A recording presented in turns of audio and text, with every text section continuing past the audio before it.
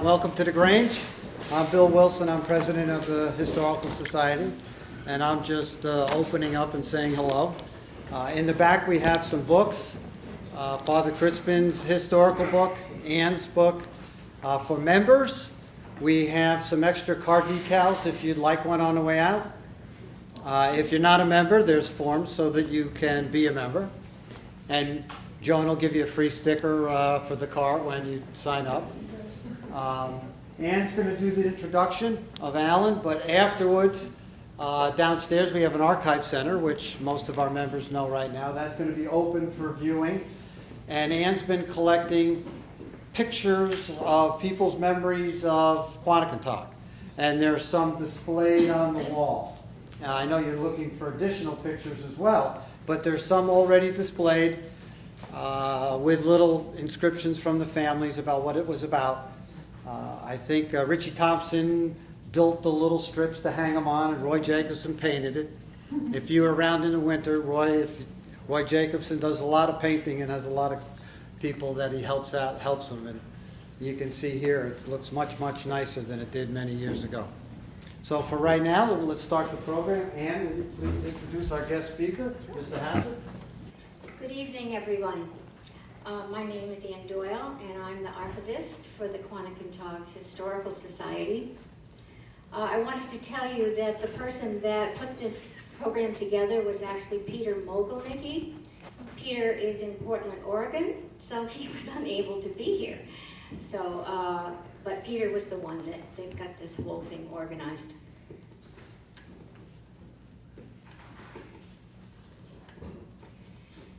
All peoples have much to learn from Native American culture and way of viewing life in this world. We would be a much more peaceful world if we carried their values within us. One way for us to feel closer to understanding this and to learn the essence of what Native Americans represent is through learning about the meaning of wampum. Alan is a member of the Naragansett Nation, and he grew up with a close connection to the Rhode Island ponds and the ocean. He would fish and he would gather quahogs. Quahogs were the main source of food for his ancestors. Because the inside of the quahog shell was so beautiful, with all the shades of purple in it, it was used to make jewelry and wampum belts. Alan will help us understand the meaning behind the sharing of wampum and wampum belts. Wampum was mistakenly known by the colonizers as a form of monetary exchange. To the Narragansetts and other native tribes, wampum symbolizes truth and respect. Alan has spoken at the National Museum of the American Indian in Washington, D.C., and has taught jewelry at Rhode Island School of Design. And I probably think most of you didn't know that. That's just to mention a couple of things that he has contributed to furthering his life's plan to educate people about his own tribal heritage. Today, he is the only one of a handful from all the eastern coastal tribes who is an artist in the making of traditional wampum jewelry and wampum beads. To learn more about Alan, please view his website and watch two films produced by Rhode Island Public Television that focus on the Narragansett people. He has named his business The Purple Shell, as most of you know, and has just moved his business from the Route 1 location to a space at the Umbrella Factory here in Charlestown. So if you want to see him, go right to the Umbrella Factory. The store's in the back a little bit, but there's a big sign, so you will easily find it. We thank him for sharing his wisdom and teaching us the true meaning of wampum. Alan? Is this on? Okay. Hi. I feel like I'm somebody now after all that. I was born and raised right here in Rhode Island. The youngest of 7 kids. My mom and dad are both Narragansett. distant cousin, so she can't hear me. Okay. So can I exchange this for the mic, or this is good? Do you want me to leave this on? Well, there it is. You don't know. Hello? Hello? Yeah. You don't know how many times people ask me how you can be this big and can't talk loud. I don't mind talking and public speaking, but I usually would rather not. So whatever that means, I'm here, and I appreciate Ann and Peter for inviting me. I think the only time I've ever been in this building was to vote. Did they have machines in here at one time? Yeah. Yeah, so I'm a voting native. There's a couple of us out there. Wampum, a history of the Narragansetts. I could hold your ear for a couple hours if I had to, but I'm going to try my darndest not to do that. It's been something I couldn't get away from when I was a little boy. Could you put the mic closer to your mouth, please? I'll be eating it. That's right, yes. Okay, I'm sorry. I'm gonna do this a little different than I might have.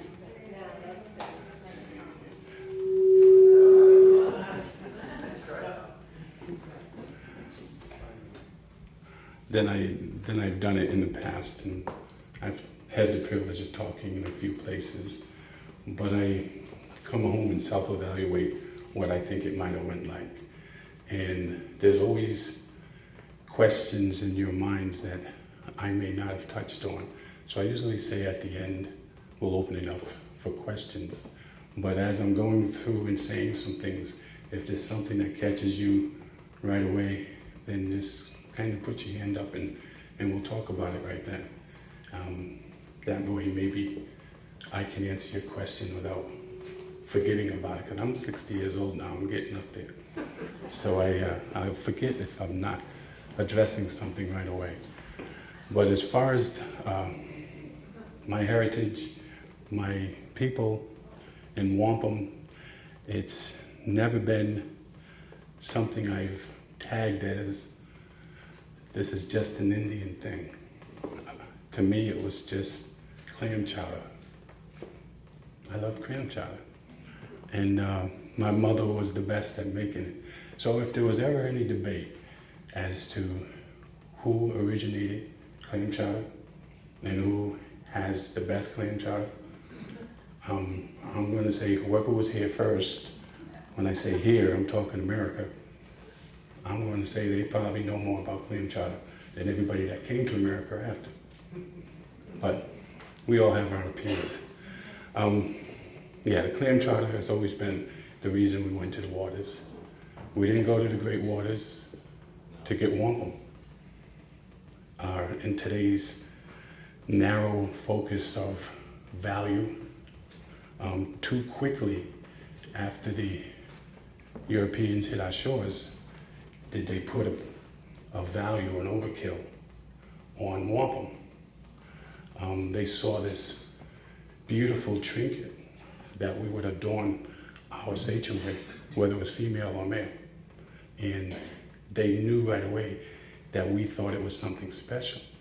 And if I was very respectful of something you or a family member did for my family, it would be common for us to give you some wampum and say thank you. You and I both understood that this piece of wampum was highly respected. It was a gift from the Creator, is how we felt it was. We actually called it sacred.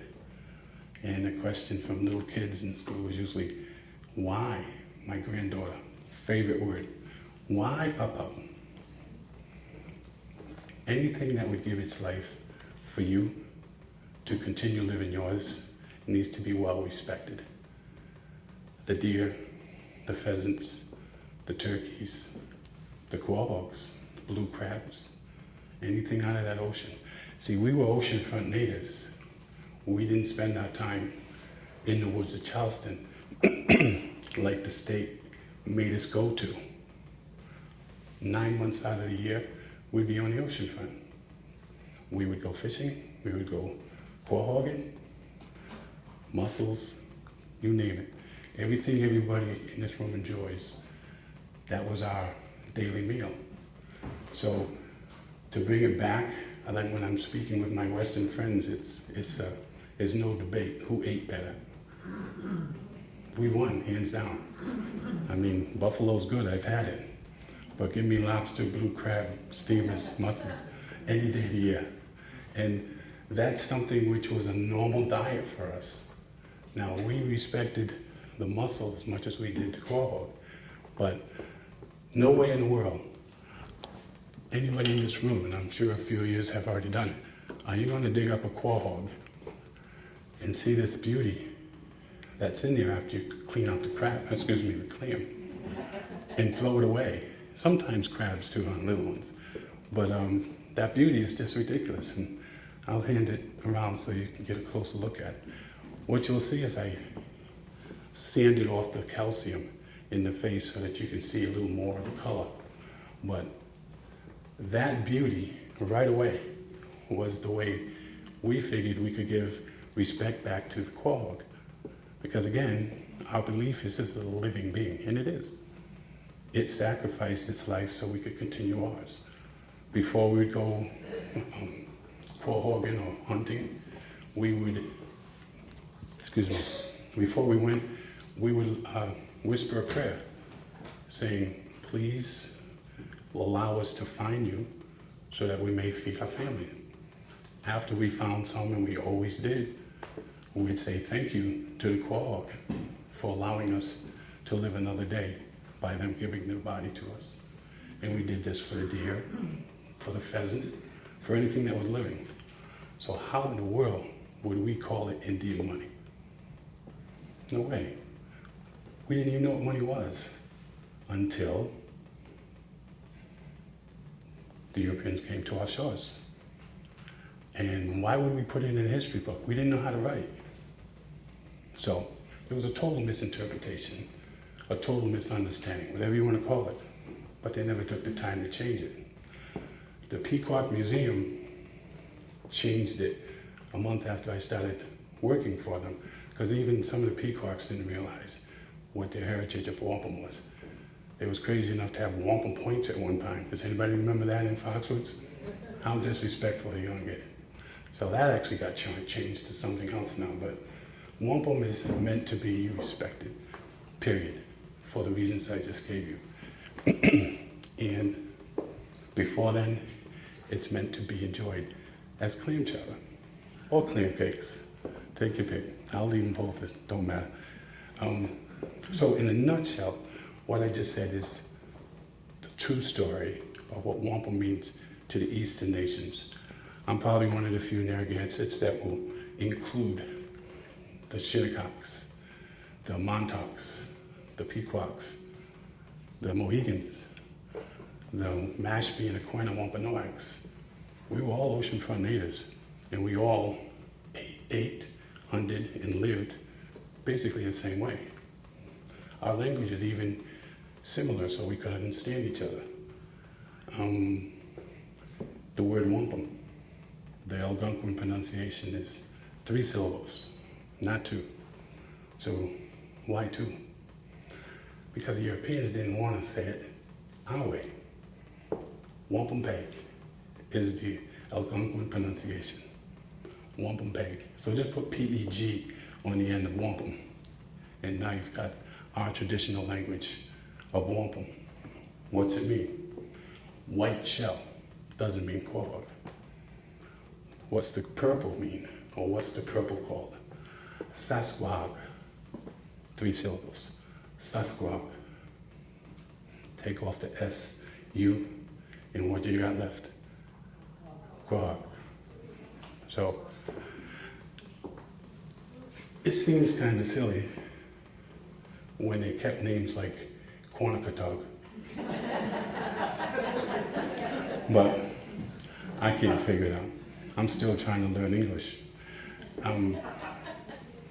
If you think about all of the names that seem so long and hard to spell in our region, where most of us are so used to it because we've been here our whole lives, they're mostly Narragansett names. Don't ask me to tell you what they mean when this is over, because I'm not that in-depth in my own language. All right, again, I'm still trying to learn English. I did not come up in a family where my mom and my dad spoke of the Algonquin language. But if I said, how many of you Irish people can speak the language Italian or French, you might understand better what I just said. We're in America. I've often had people see my jewelry and say, do you do it the old way? And I'm sure one gentleman will laugh. I don't ride a horse anymore either. And I got a nice sport expedition out there. It does the job. And as far as the Narragansetts were concerned, in all of the Eastern nations, we didn't ride horses, just in case you're wondering. We were runners. I don't know if anybody ever heard of the gentleman by the name of Tarzan Brown. Tarzan Brown was a Narragansett who was a very proficient runner. Won the Boston Marathon twice. He even went to the Olympics. So we were runners. I was a basketball player. I guess I had to learn how to run during that game too.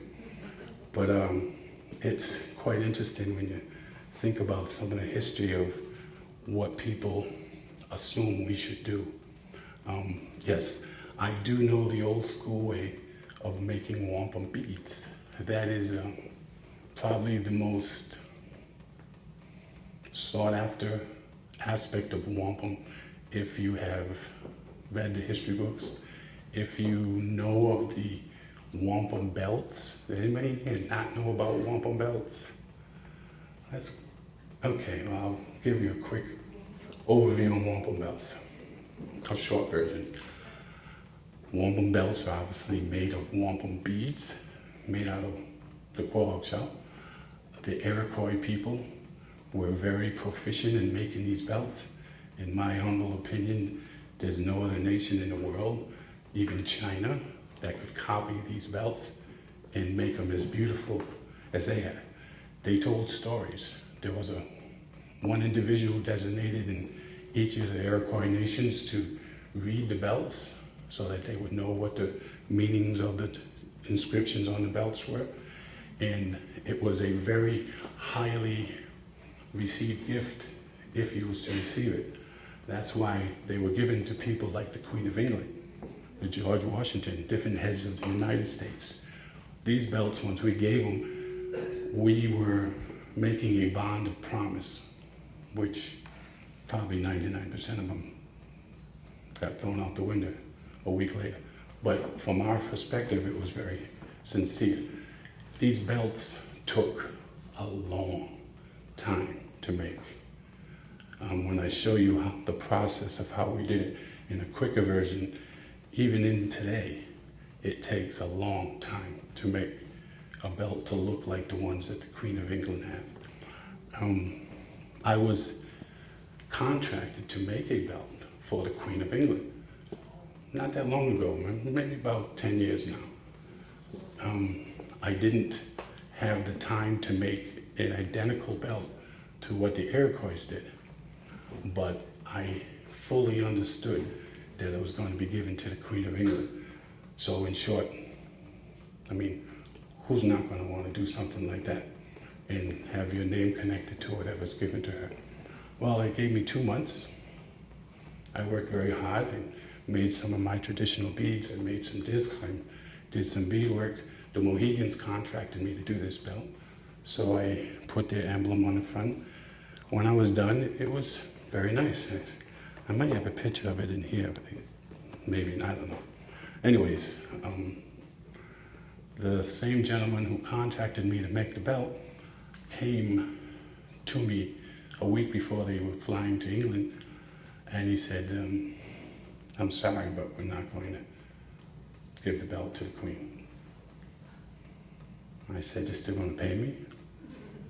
I mean, me and the Queen don't hang out like that anyway. You know? So as long as I was getting paid, I'm good.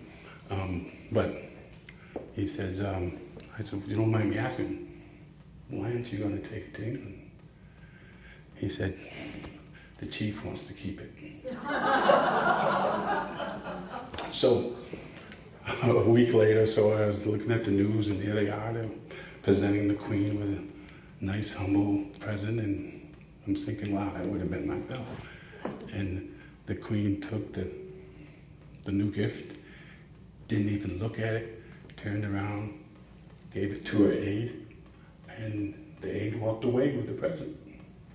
And from what I could see, she never even looked at the thing. I was like, I am so glad that my belt did not go to England.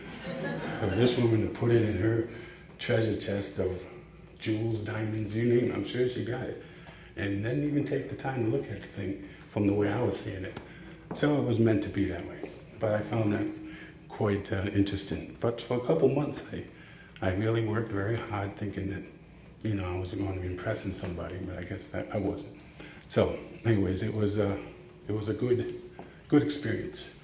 But speaking about the bead,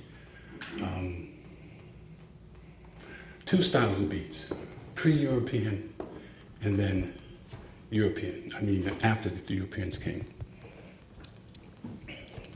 This little wampum disc that I'm holding is more than likely the original wampum bead before the Europeans came to our shores. Why like this? Because there was no other way to make a tubular bead at that time, and I'll show you why. How did we even get this shape? So for 30 seconds, you're gonna have to tolerate me without this mic up to my mouth, okay? Because I need two hands.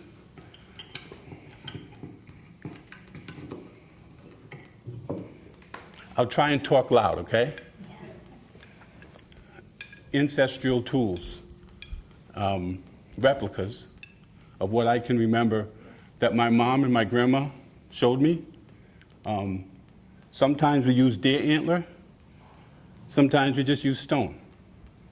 But these were the beginning of how we would make our wampum. Be quiet.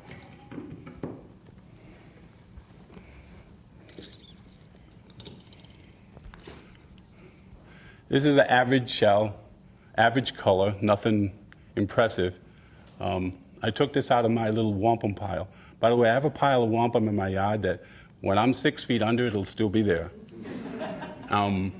And it's not that big. It barely comes to the height of this table. That'll tell you how much I don't use wampum. I don't make tons of it like I got a factory pumping this stuff out. No, I still do 99% of what I do is by hand. And I don't need a lot to do that. But the rock is easier, but I like this because it reminds me of my mom. Whenever you pop a shell, 99.9% of the time, the color isn't going to bust. The primary color is right underneath of the point muscle. What am I calling the point muscle? See how it's shaped? Kind of a fat end and a point. So the point muscle is what I'm calling up here, is generally where you'll see color. If you scrape that muscle off and you still see color under that muscle, you got a nice shell. Come see Alan Hazzard with that shell. They're becoming harder and harder to find. They're becoming smaller and smaller. But they knew that whenever you busted up a shell, that color would stay and the thickness would stay right there. That's the toughest part of the shell. That's why when seagulls drop them, them stinkers just know when it hits the tar, it's going to pop right on that thin spot.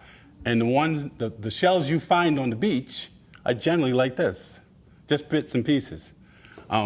So we would start off like this. And once we got a general shape of what we wanted to see, then with the other antler that we notched the piece out of would be used to nip. I can nip this into a perfect circle, at least 80% of it. But because the color is kind of extended itself down the shell, I don't want to throw away that. And now you got to set your mind back to when you guys were here. We were looking for what was going to make our Sachem look beautiful, amazing. When you walked onto the Narragansett territory and wanted to see the chief and didn't know he or she was a chief because women were as much candidates for chief as men, it wasn't a male-dominated society where we were the Mac Daddy's case closed. If a woman knew more on where to find the quahogs, where to do the hunting, what time of year to leave, how to find the roots, how to find the mushrooms, I'm going with her. That's just the way it was. The most knowledgeable person in the camp, and it was quite often women. Once we got the general shape, because we were oceanfront natives, remember? We had the luxury of ocean tumbled stone. This is a sandstone. Yeah, this is kind of a special stone that we would look for, but I guarantee you if I send each of you out to either, where there's a good tumbling of stone, you're going to find this. This stone was best because it was softer than some of the other stones. And this sandstone, as you can see, the little, we called sparkling diamonds running through it. Now you know you found the sandstone. But we'd pour a little bit of sand, a little bit of water. That's how we got our water. Couldn't go to Home Depot and get but it worked. And we'd keep. We would do, now you gotta understand, we get back to the camp, there were no iPads, all right? The neighbors didn't wanna talk on the phone, all right? That's why there were so many of us Narragansetts. There's good 3,000, 4,000 of us now. There's never gonna be a shortage of Narragansett. And maybe it's because we couldn't afford the TV, but for whatever it's worth, they did know how to make new Narragansetts.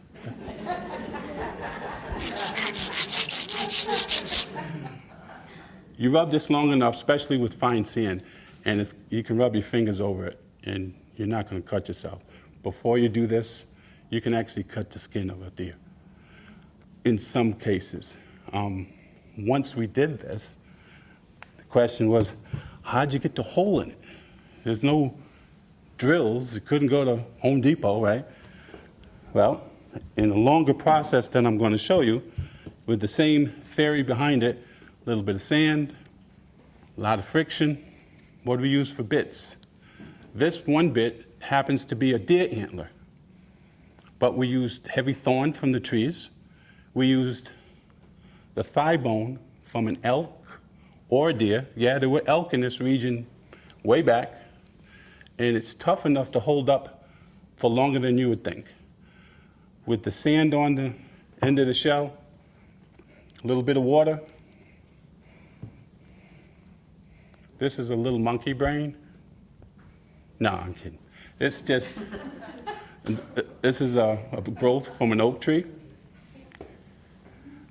Right here on the top of the sapling.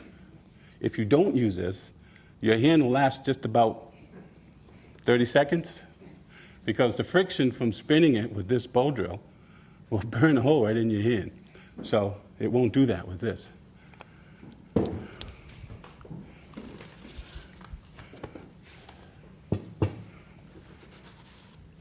That's a big old tough piece of buffalo hide.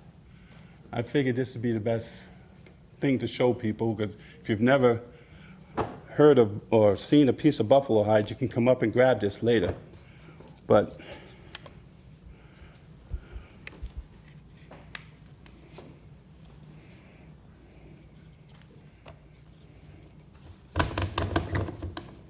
now see, I didn't put it on hard enough or tight enough.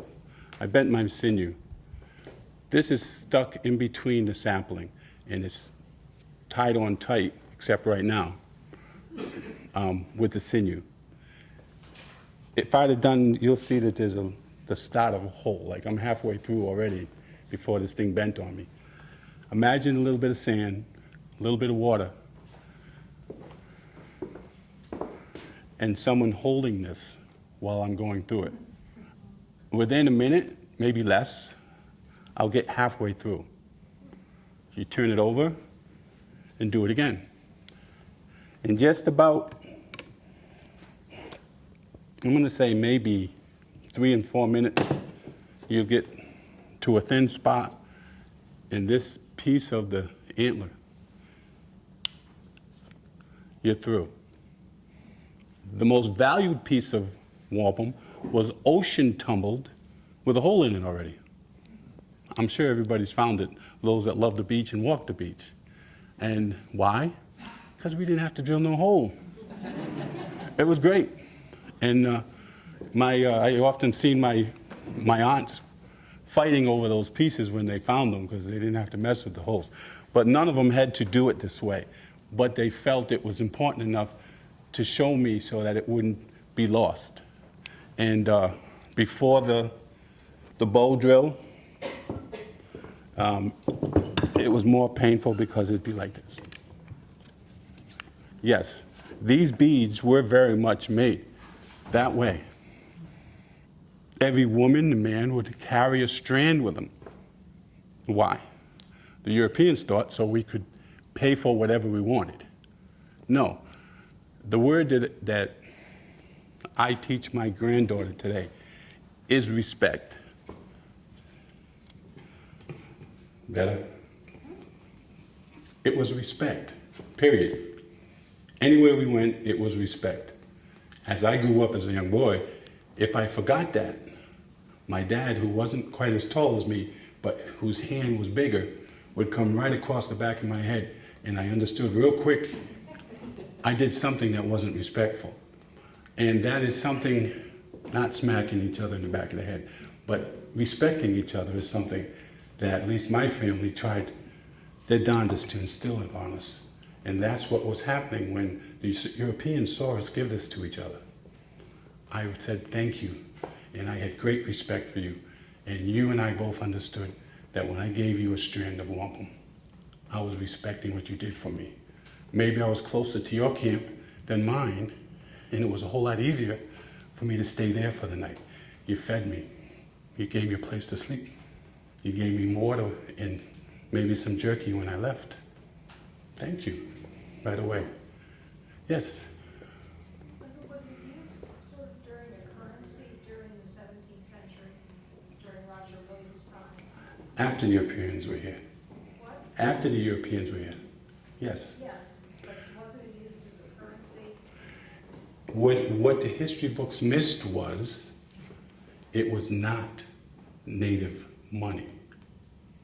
That's the catch-20. You could actually buy a ride across the ferry with a few chips of wampum. But again, when I'm talking about what this meant to the Eastern nations, I'm talking about it when there was nobody on these grounds except Native Americans. Okay, but was it used later on? Yeah, just the way I just said. They actually, during the wartime, they replaced some of this with currency. So if you want to call it Indian money, go right ahead all day. But as far as the Narragansetts are concerned, you're wrong and you're being disrespectful. The elders of our tribe, when they heard the term Indian money, and you was talking with them and thinking you had a good conversation going on, they would, without any notice, just, and you'd be like, what'd they say? See, it's hard for me to explain this next aspect without offending somebody in most cases. But it's quite ironic how we were offended our whole lives, and we had to take it. When the shoe's on the other foot, it's kind of tough to take. But the history books wrote what they wanted to write. And they made you learn it in school. I graduated with A's and B's. That didn't mean I believed everything I was told I had to memorize. My dad went to the school and had to tell the teacher that he taught me that wampum was not Indian money. I still had to take that D on my report because I didn't write it the way the teacher said the history book explained it. I wrote it the way I was taught. So I made my dad proud, and I still graduated with honors, even with that 1D. Which way do you go in your life? I'm going to take a wild guess at it. It doesn't matter what nationality you are. If your mom and dad has taught you something in your life, my opinion is you better listen to them. And more than likely it's true. Doesn't mean Alan's right and you're wrong. It just means that that's the way your family wanted you to learn your heritage. And to me, that's a good thing. Yes, it got labeled Indian money, but what is quite often misunderstood, it wasn't what the Narragansetts intended it to be.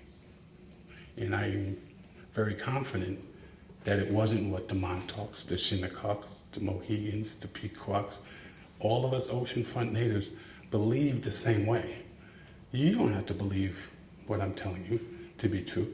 In the history book saying what they said, that's great. You got an A on your report. I'm over it. Meanwhile, you asked what it meant to the Narragansetts, and I'm just trying to tell you. And who knows, maybe I'm completely wrong. I don't think so. I don't think so. We experienced some very positive things. I'm driving a Ford Expedition I've never traded in for a horse in a million years. All right? And in that same example, steel came with the Europeans. And with the steel, we was able to do some things with wampum. And one of them was drill fine holes that took a lot of this away. And when we was able to drill them fine holes, we was able to drill, and you can come see it later, about 6 to 10 inches up this necklace is the traditional tubular wampum bead that the wampum belts were made from. This bead is what I'm mostly known for, because it's just a handful of us in the Eastern nations that can still make this bead, even with today's modern tools. Just so you can get an idea of value, one very dark bead sells in Martha's Vineyard for almost $45. So if I'm wearing a choker like I normally do, and I'm not today, 18 to 20 inches, about $1,200. It's amazing what price has been put on the shelf. Diamonds cost more, ladies. So if you want to talk to your husband later, then he can talk to me.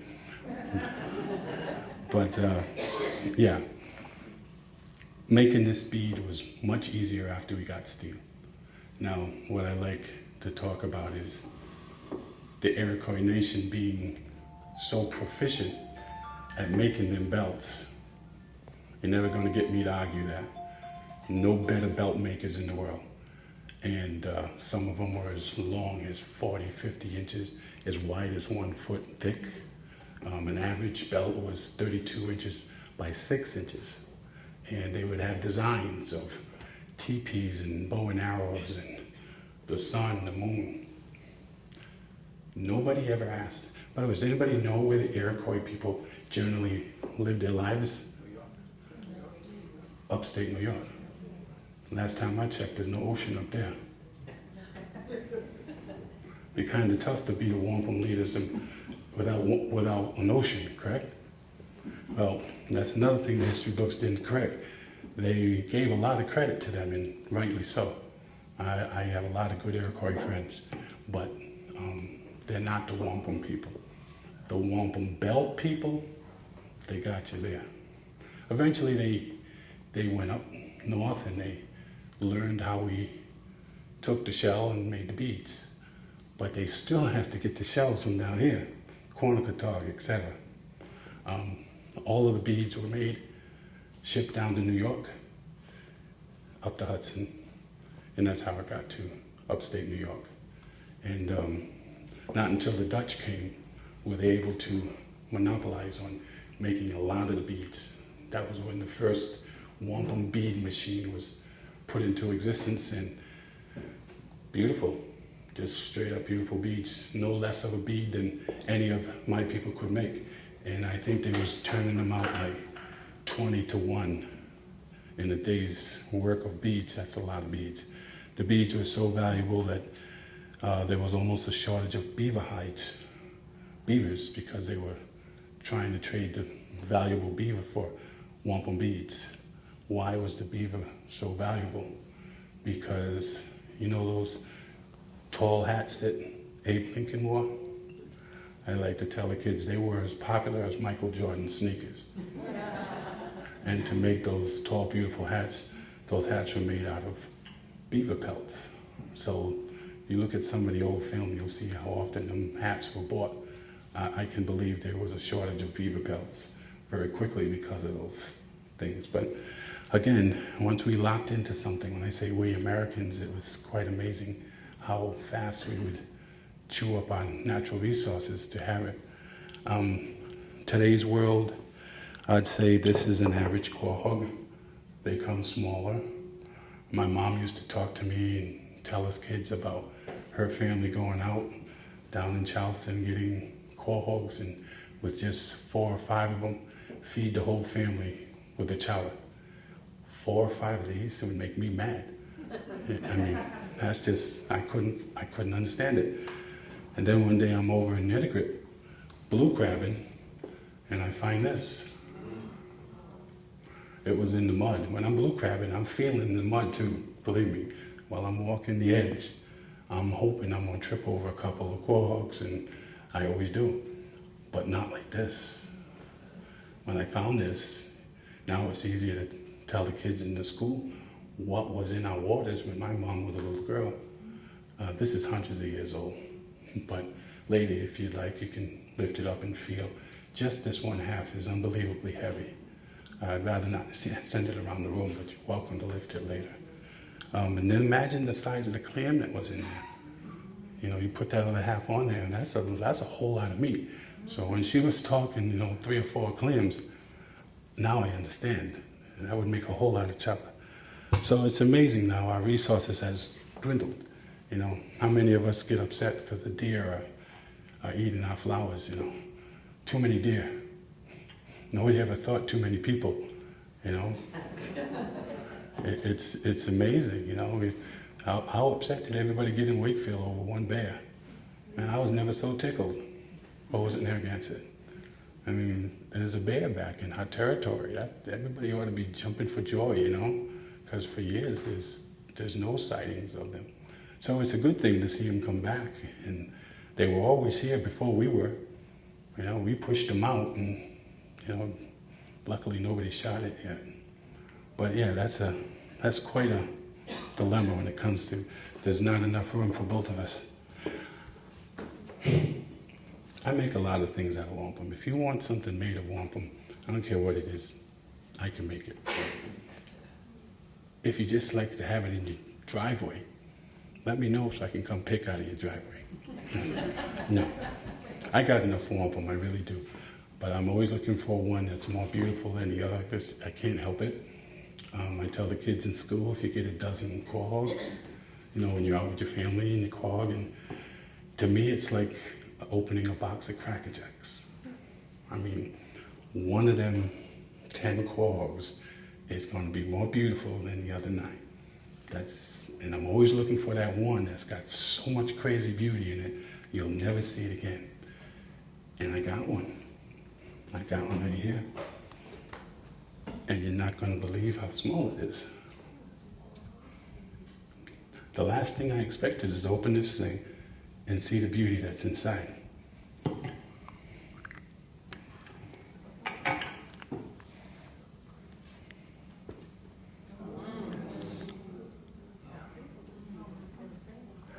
Isn't that crazy?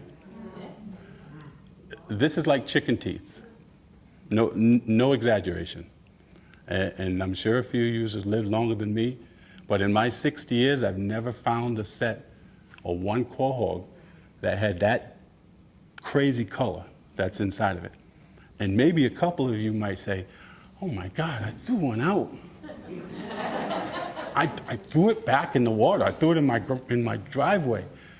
Geez, $45 for one bead? Oh my God. I mean, but that color's crazy. The difference, I gotta explain it to you. This one is beautiful too. I didn't high gloss it. I can take the color off of a shell and bring it right back to the same glitter and beauty. I didn't touch this one. The ocean and the clam inside does this naturally. When I was careful scraping off the mussel, and then after I washed it under the sink, I just went across it with a little bit of cooking oil. That's all I did. That's Mother Nature's natural beauty. I took off the calcium here so that you could see how deep it went. On the point mussel is where the color was the most. If you notice, as you get to the middle, it starts to dissipate. And then as I get to the back mussel, there's no color under that at all. But still, that's a beautiful shell with as much color that went that way. It even went halfway up what I call the hinge. This went under the point mussel all the way in. It went under the rear mussel, which is near to never. I'm talking this dark black color. It didn't dissipate halfway through the lip, and it continued 360 degrees around right to the next side. And if you can peek in back of the hinge, it's all black in back of there too. So when I say this is like chicken teeth, it really is like chicken teeth. Now, if I've had people from Cape Cod, Martha's Vineyard, Block Island, all come to my shop. I got one that's got more color than yours. I got it. I haven't seen it yet. I've seen some bigger, thicker, close, but not like I just described. 360 degrees around, what we call black wampum, meaning it's so purple, it looks black. And you show me something like that and we can talk. But, yes. I'm not telling you.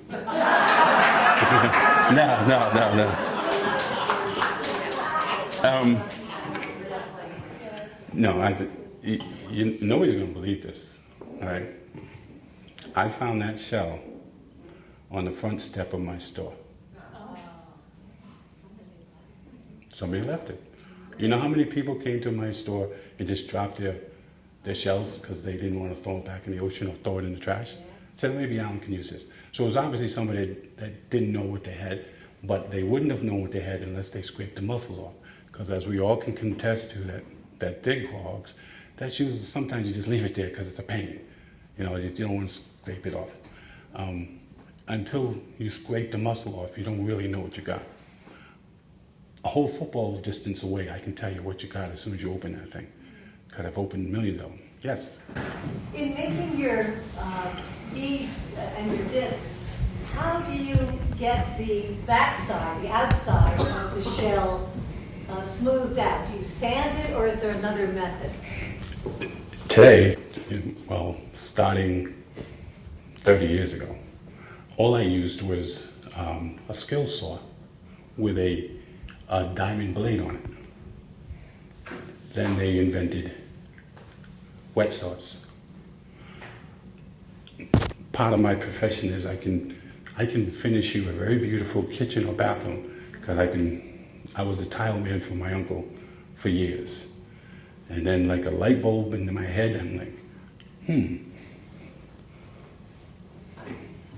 Zzz. Next thing you know, I'm cutting quahog shells, and I'm not wasting one bit of purple. Where my mom and dad and grandpa and uncles were popping it, and it would break whatever way it was broke. They would say, "You're not doing it the traditional way," and I would say, "You're right. And I continue. Respect your tradition, but do what you want to do to see what might be different and better. Before my mom passed, all she could say was, "Oh, Alan." When I showed her the earrings, the bracelets, the necklaces, they'd never seen it like that before. And it's just your imagination. I can teach everybody in this room how to cut. One of the best wampum artists that I know of. Anybody here know James Taylor? His sister on Martha's Vineyard Island is one of the best known wampum artists in the United States. She is not native. You don't have to be native. You just need to have an interest to want to create. Period. I tell all the kids at RISD the same thing. From China, Iraq, Dubai. It seems like there's more foreigners up there than there's Americans. As far as kids, probably because our kids can't afford it. But they're still kids. And I like to think at that moment, you know, they're all very sincere what they're doing. Usually when I'm in a class and it's this size, two of them might be looking to be jewelers of some sort. The rest of them, I'm not even sure. But it's quite interesting to see the relation they put in art and who they felt were the first artists. Again, my people were surviving. We weren't looking for wampum, we were looking for food. But it's ironic how years later, it's something people think is kind of special. And I do. I tell I'm not gonna pay my mortgage selling wampum.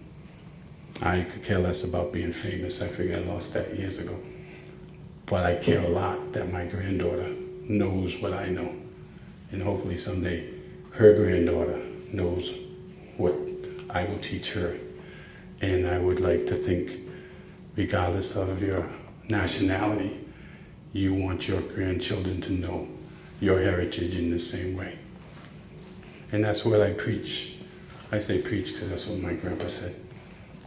I preach that. You don't know where you come from?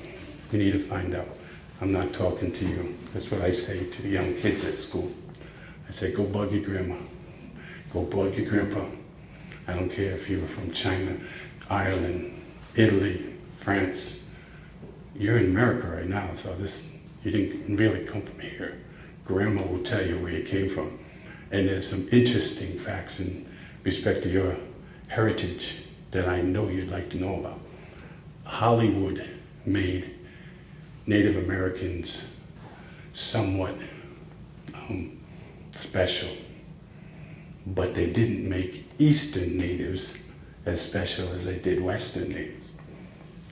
The going controversy or argument is because they did the movies in Hollywood, everybody thinks if you don't look like a Western Indian, you can't be native. We didn't look nothing alike. Westerners look like Westerners, we look like what we look like. Matter of fact, I'm too light for an Eastern native. My hair is not long enough. The mixture of America has made me what I am today. But my mom and dad made sure I didn't forget where I came from. And Westerners got a beautiful history. I love horses. If we didn't have them, they got to ride horses, we walked. What are you gonna do? But we got where we had to go. And here we are today. I put wampum in everything. I can take the bead, I always go after the bead first. In a sitting, I'll cut 50, 60, 100 beads. And then I'm just too burnt out. It takes that long to just make the beads in one sitting. I'll wait a couple days before I drill because I'm gonna always lose 1 to every 10 that I try to drill. Even with today's tools, I go halfway through one side, turn it over, and meet the hole on the other side. And if I'm lucky and that's the word I use, then I will hit it dead on and I have a nice finished bead. If I'm not so lucky, start over. That's why you wonder about the pricing sometimes. That's it. The darker the wampum, the Sasquatch is the more wanted bead. Why is that? I don't have the faintest idea. You go up to upstate New York, they want the white. It's more valued than the dark. Just depends on what region you're in. So I'm saving all the white ones I don't want, and I'm going upstate New York sometime soon, and I'm going to get rich selling them all the beads I didn't want. But no, it's just the way it is. Sometimes I take sea glass. How many in here has found sea glass and got hundreds of them in a jar? And I put it with the wampum. It just adds as a beautiful piece. I found out a couple of years ago that these sell like hotcakes in Edgartown. So I'll be going back down there tomorrow, actually. Saturday. The light wampum is kind of pretty. They are identical matches because the left and right side of every clam is an identical match. But I still don't think they're as pretty as the dark ones. Earrings I've made, I've sold a couple pair of earrings that were worth about $125 for one pair. I've sold earrings that were worth about $5. Again, color, size, character. Sound like a diamond jeweler, don't I? It's amazing, but you learn real quick what people like and what people don't like. And the professionals, there's probably 90% of professionals in this room. I'm talking about ladies. Ladies are the ultimate say on what's pretty and what's not pretty when it comes to wampum. They buy more earrings, and they say once you've bought a couple of pair of earrings, you don't need any more. They're gonna break one. They're gonna drop one on their marble kitchen top, and then they're gonna come back and say, Mr. Hazzard, look what my husband did. Can you match this? And I can match it. It'll be so close you won't know it's the same one. But you really will know because you broke the other one. So what I usually say is, let me take that single earring and make a necklace. And I will match you a pair that looks close to that shape as another pair of earrings. Then it helps me a little bit too. So it's quite amazing. I take wampum sometimes, and as of late, and I put it in the canes I make. I'll spend hours looking for very unique pieces of red cedar in the woods. And then after I shape it, I will take some of the crevices and I put crushed wampum in the crevices. So when you look at this up close, you'll see that there's streaks of crushed wampum sanded into the wood. I remember now, I'm a carpenter by heart. This mushroom top has a star on it with crushed wampum and a round wampum disc in the middle. Just the top is red cedar. The stick is made from rosewood by way of Martha's Vineyard. Rosewood is not natural to the US, but I got friends. And this is probably the craziest one I've ever did. There's 4 different types of wood in this cane, and I'm not done. I just started doing it maybe 4 or 5 months ago, and I had to stop because I'm fulfilling a contract for Foxwoods right now. But isn't that crazy? And that's all natural the way it came, like that. The top is a piece of red cedar. This is what I call twist vine, choke vine, bittersweet, yes. And in the middle is a piece of a young maple that got choked out. I put the top on the maple, and I combined the two with a piece of pine right here, which when you're closer you can see. But when I'm done, throw it in the corner and start something else.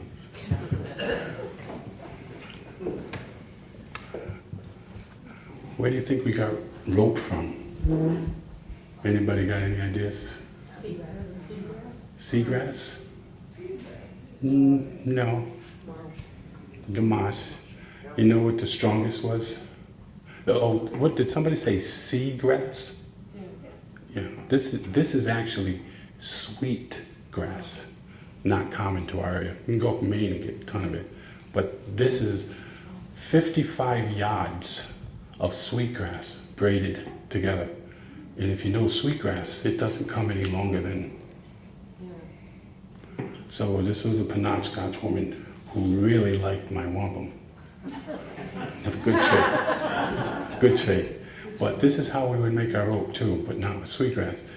Anybody ever heard of milkweed? Yeah. Did you ever see a dead milkweed stem? Next time you see one, take it and rub it in your hands and see the fine fibers that come from it. And try to break, just take one of them fibers and try to break it. Not gonna happen. So imagine it braided like this. That's how we made our ropes, and we could tie anything you wanted. The resources that were in Rhode Island were no less than that of the Montauk's, the Shinnecock's, right on down the line. And we had no problem living as well as we did, else I wouldn't be here. Deer skin, tanned, you smell it later, it smells great, until you walk around in it in a week. You know, this is elk skin, nice and soft the same way. It's just, I'm always amazed at the things that my ancestors used to survive. It was a necessity. I mean, what I tell the kids in school is, all right, close your eyes. All right, think about no Walmart, no McDonald's, go right down the line. And when I say McDonald's, for some reason, they open their eyes like, no McDonald's, you know. But I mean, to get a young mind back to when there was nothing, you know, it's not often easy, but it always amazes me how intensely they will think about it. And then they look at everything I got on the table much differently when you can't wake up and go grab a bowl of Cheerios, you know. When you wake up, you better make sure that fire was going, or there might be some jerky, or there might not. There's questions that come out from the kids that are just amazing. Where did you get the wax from to put on our sinew? Where did we get the wax? And I'm asking the kids this. And one little boy's like, and I'm like, he knows the answer. Your ears.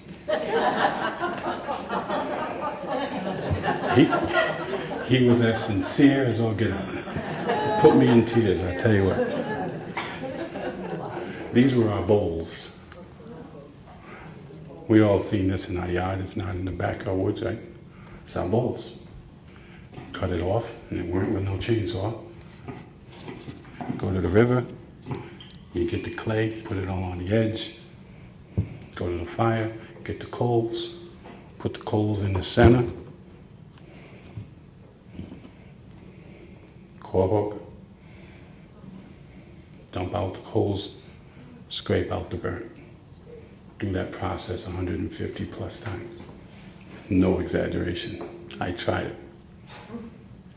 When they got a bowl, they didn't let it go anytime soon. Same thing with every woman walked around with one of these. Why? Well, they were generally collecting the water while we were trying to get some deer. It didn't always go that way, but when you make these things, you didn't want to lose it anytime soon. I mean, how often do you take for granted, huh? I'll go down to, well, you know, I'll get on Amazon and get me a new one right now. That wasn't happening. When you made one and it worked, you kept it. And not only could it get you water, but if you heard somebody coming up and back you, and you can lift this up later too, and you'll see what I'm not finishing saying. This will knock you out in a heartbeat. So, you know, 1 minute it keeps you from being thirsty, and the next thing it saves your life. It's amazing what things were naturally put in place and used to survive. And I don't take any of it lightly. I smile and look at it as, you know, a hand-me-down of knowledge that I hope never stops. This is probably the most took me more time than anything that I ever made. It's a medicine pipe. It's made from red cedar. The bowl was from the root. It took me almost between 10 months and a year to complete. I was teaching a young Pequot how to do wampum so that they could get a piece of their history back. And during my whole duration of doing this, my daughter was going through cancer. And today, my granddaughter that I brag about is from this daughter that is in remission for more than 10 months and had a beautiful little baby girl. But this pipe was finished the same day she went into remission. So the story behind it was quite amazing. It's as true as I'm standing here. So hopefully someday my granddaughter's granddaughter will tell the story of the pipe. The little piece I did for the first time for PBS spoke about the pipe, but I'm not sure if it spoke about the meaning behind it because of my daughter. But it's very special.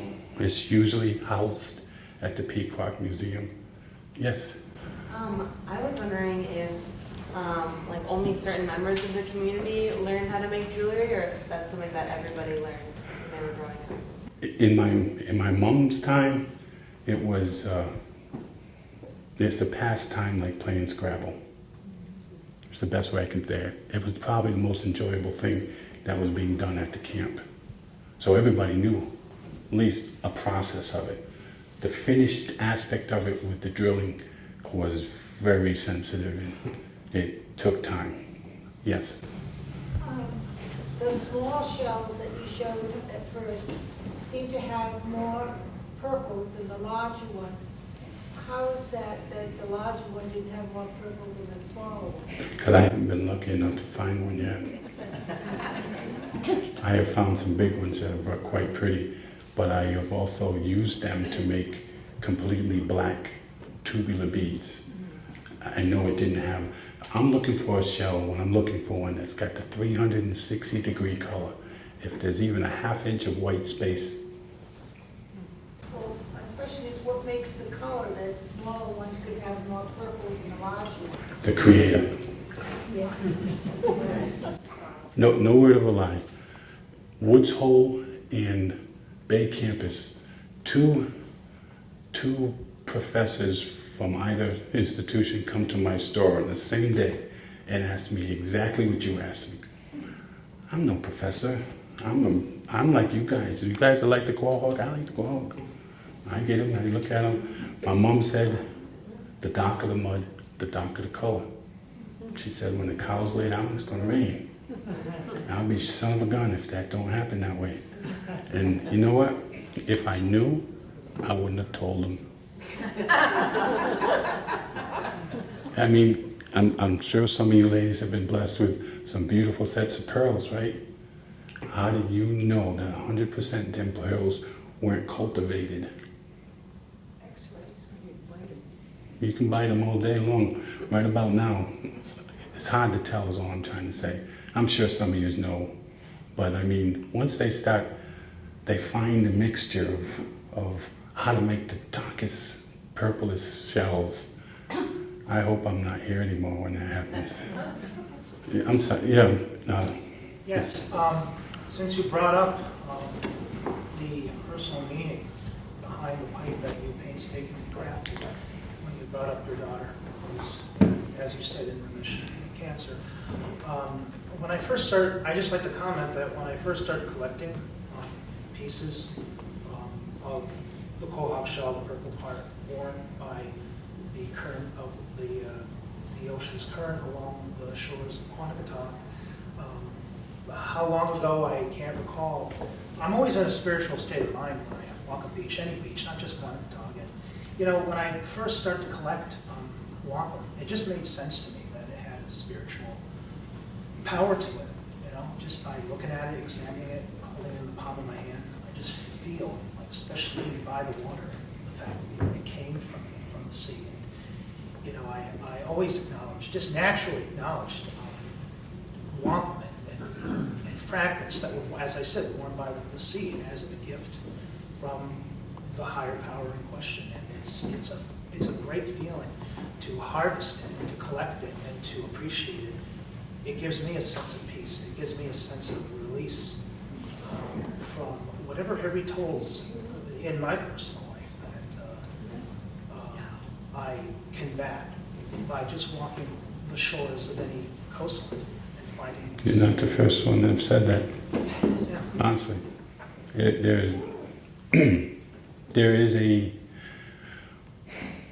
There is something special about Wampum that I'm not going to bore you with, but I honestly believe my daughter's alive today because of the pipe in the Wampum. You know, my grandbaby is as real as I am. Makes my day every time I see her. There was another one. Yes, ma'am. I was wondering, do you display part of this at Tamaqua? At the the only thing that I have at the Tamaqua is a community belt that was similar to the one we did for the Queen, the one I did for the Queen. That's the most. Me and Lorraine we're very close together on everything. I don't know who knows what Tamaqua is. Okay. There is a Naragansett Museum out. Just look up Naragansett Museum. You won't have to know how to spell Tamaqua. But it's small. It's very humble. It's got I think a lot of good artifacts, and they're probably 2 years into. Does anybody here know of the Pequot Museum? Well, there will be a similar museum renamed for the Tamaqua. I'm going to say maybe 3 to 4 more years out, because funds and work and donations have started to have one. So eventually it'll be out of the humble house it's in now. That's the location that's still being planned. But the existing, the current one. What the, It's so Is it by conservation? no, that's the Pequot Museum. We're talking about the Tamaqua Museum. It's in backside Exeter, where I don't even know where to go anymore. it's a tough place to get to. It is. I mean, I would go through Hope Valley, and then I would take the first road you've never been on. And, there was a a trout hatchery down in that corner of Hope Valley, and Escapag? Yes. Esquahog, yeah. Yes. Yes. Another one of them crazy Indian names. When you get to that old trout hatchery, you're probably a mile away. It's the best thing I can tell you. But if it is online, it has a very active website, constantly receiving donations and asking for donations to eventually have this museum that's going to be pretty nice, I'd like to think. It really tells the story of It does. It It does. I mean, as best it can. Yeah, totally, yes. So, in making your pipe, what tool did you use to ream out the interior of the pipe? To ream it It's such out, a long pipe. a long steel bit. Skinny, teeny weeny skinny Yes. bit. And even with that, you'd be surprised how many I threw away. Yeah, it's not an easy process. Other than the bit, everything else was done with a utility knife and a pocket knife. And then once the shapes were made and carved out, because it's 360 degrees round, wampum inlay. Every place I put a piece of wampum had to be carved out. And I had no problem doing it, sitting up in Hazzard Children's Hospital, and they had no problem with me whittling. It was probably the best group of nurses and doctors I've ever had the experience of meeting, and pray like a son of a gun I don't ever have to meet them again. And I'm sure you know what I mean by that, but tremendous group of people. And a miracle. They told us you weren't going to have kids. And they did a lot that I believed, but I didn't believe that one. Any more questions? We're good? Thank you for having me.